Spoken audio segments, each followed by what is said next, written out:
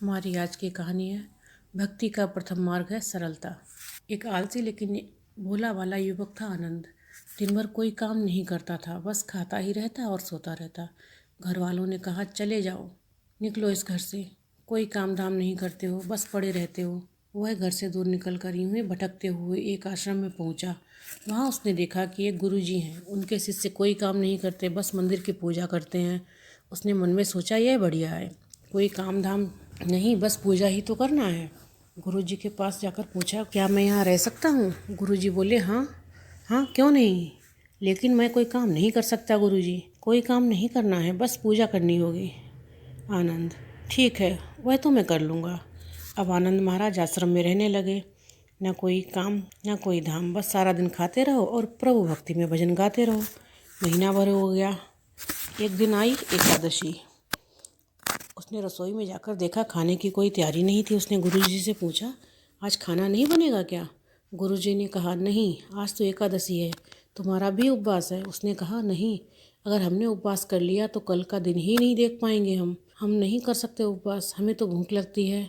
आपने पहले क्यों नहीं बताया? गुरुजी ने कहा ठीक है, तुम ना करो उपवास, पर खाना भी तुम्हारे लिए कोई और नहीं बनाएगा, तुम खुद ही बना लो।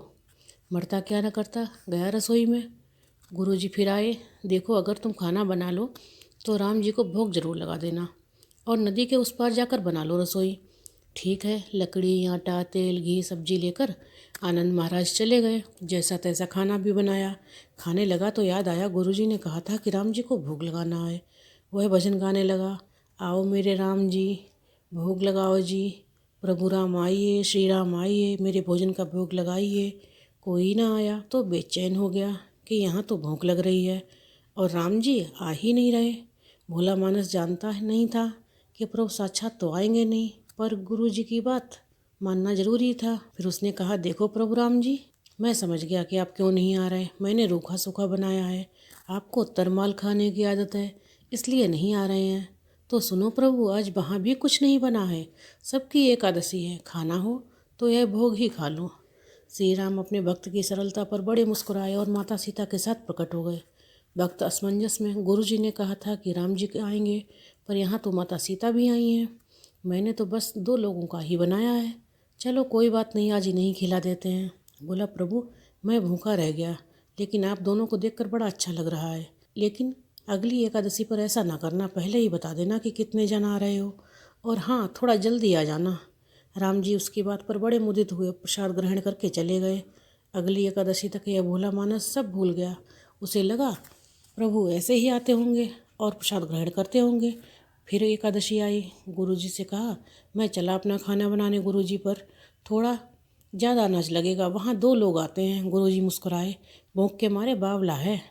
ठीक है, ले जा और ले जा अनाज। अब की बार उसने 3 लोगों का खाना बनाया। फिर गुहार लगाई, प्रभु राम आइए, सीताराम आइए, मेरे भोजन का भोग लगाइए। प्रभु की महिमा भी निराली है। भक्त के साथ कौतुक करने में उन्हें भी बड़ा मजा आता है। इस बार वे अपने भाई लक्ष्मण, भरत, शत्रुघ्न और हनुमान जी को लेकर आ गए। भक्त को चक्कर आ गए, यह क्या, एक का भोजन बनाया तो 2 आए, आज 2 का खाना ज्यादा बनाया तो पूरा खानदान आ गया। लगता है आज भी भूखा ही रहना पड़ेगा। सबको भोजन लगाया और बैठे बैठे देखता रहा। अनजाने में ही उसकी भी एकादशी हो गई। फिर अगली एकादशी आने से पहले गुरुजी से कहा, गुरुजी ये आपके प्रभु राम जी अकेले क्यों नहीं आते हैं? हर बार कितने सारे लोग ले आते हैं, इस बार अनाज ज्यादा देना। गुरुजी को लगा कहीं ये अनाज बेचता तो नहीं है, देखना पड़ेगा जाकर। भंडार में कहा इसे जितना अनाज चाहिए दे दो, और छुपकर उसे देखने चल पड़े। इस बार आनंद ने सोचा खाना पहले नहीं बनाऊंगा, पता नहीं कितने लोग आ जाएं, पहले बुला लेता हूँ फिर बनाता हूँ। फिर टेर लगाई, प्रभु राम आइए, श्री राम आइए, मेरे भोजन का भोग लगाइए। सारा राम दरबार मौजूद। इस बार तो हनुमान जी भी साथ आए, लेकिन यह क्या, प्रसाद तो तैयार ही नहीं है। भक्त ठहरा बोला भाला, बोला प्रभु इस बार मैंने खाना नहीं बनाया है। प्रभु ने पूछा क्यों? बोला मुझे मिलेगा तो है नहीं, फिर क्या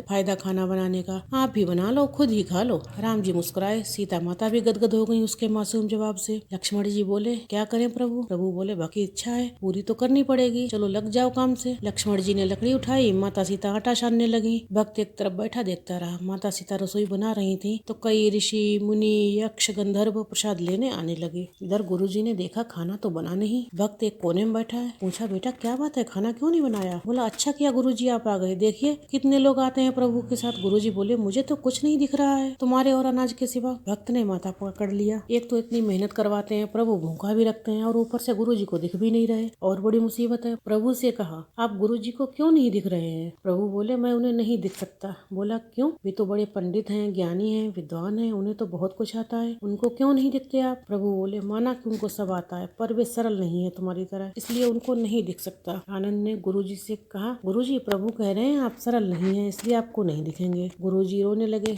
वाकई में मैंने सब कुछ पाया, सरलता नहीं पा सका तुम्हारी तरह, और प्रभु तो मन की सरलता से ही मिलते हैं। प्रभु प्रकट हो गए और गुरुजी को भी दर्शन दिए। इस तरह एक भक्त के कहने पर प्रभु ने रसोई भी बनाई।